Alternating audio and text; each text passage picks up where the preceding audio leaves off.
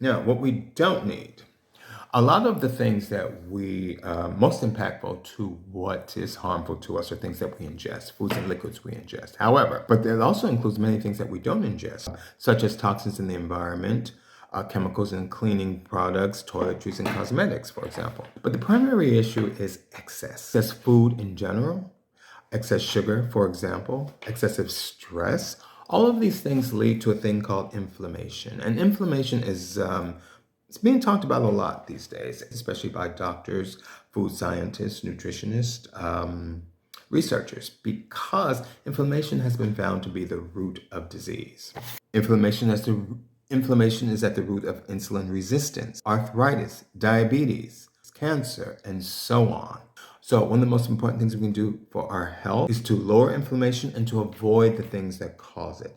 Now, to pick up the list, we talked about things in excess, but specifically things that contribute to inflammation are alcohol, cigarettes, drugs, environmental toxins, which are oils high in omega 6 fatty acids, lack of sleep, also high blood sugar, which that has to do with especially sugar in excess. We'll get into all of that in a separate video.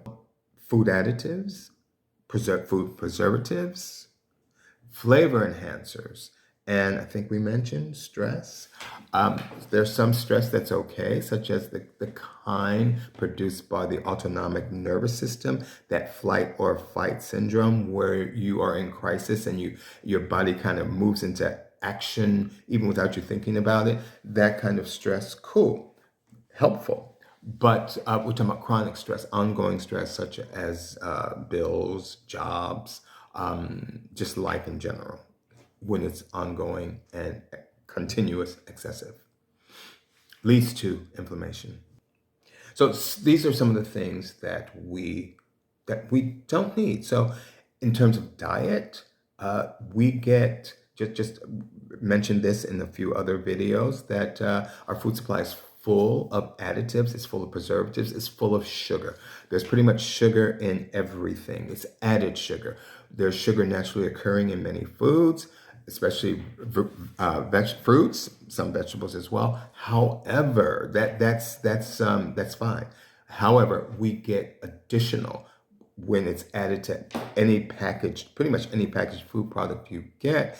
Then if you have sugar itself in the form of dessert or chocolate, whatever it may be, of sodas, you're getting more. And so that leads to excess, and that in particular, especially excessive blood sugar remains in your bloodstream, and definitely leads to inflammation and blood sugar and inflammation, and just takes you down a whole spiraling path you don't want to go down.